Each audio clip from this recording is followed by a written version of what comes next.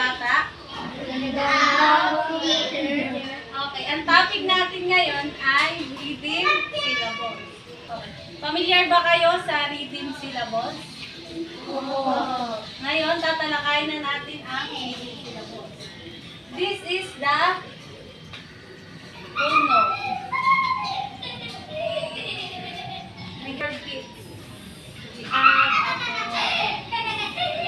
We have four beats. Like this.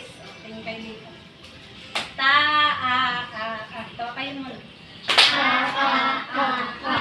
Okay, sa half note naman is we have a two beats.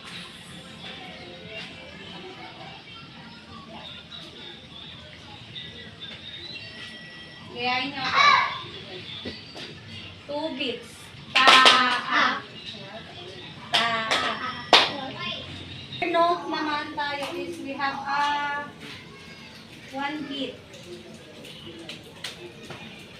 Ta. Sa 8 note naman is half beat.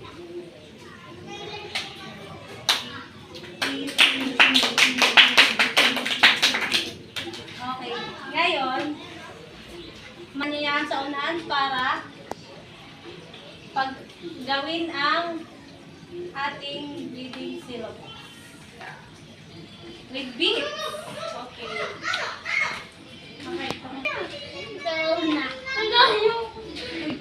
Ang whole note is okay. The half note is 2 beats. Quarter note. 8 note. Okay, ganun. Very good. So naman. Okay, sa whole note is meron tayong 4 na beat.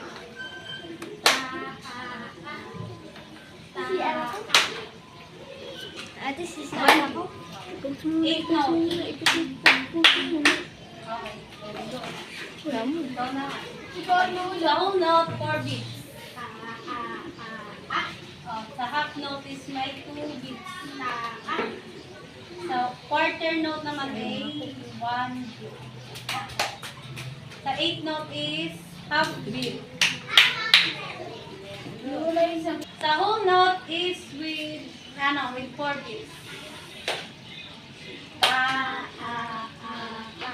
Sa half note is 2 beats. Quarter note, 1 beat. 8 note, half note, half beat. Okay.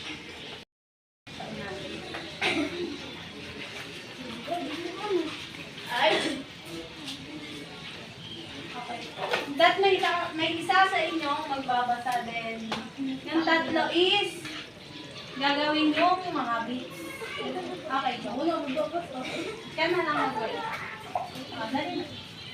Gagawin nila yung sasabihin mo dito. Yung mga 8 note, 4 note. Okay. Yung ano gagayain mo? Full note. Half note. Quarter note. 8 note. Okay. That's it. Okay.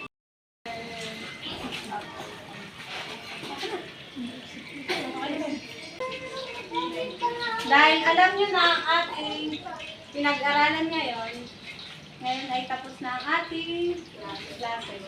Kaya mag-uwi.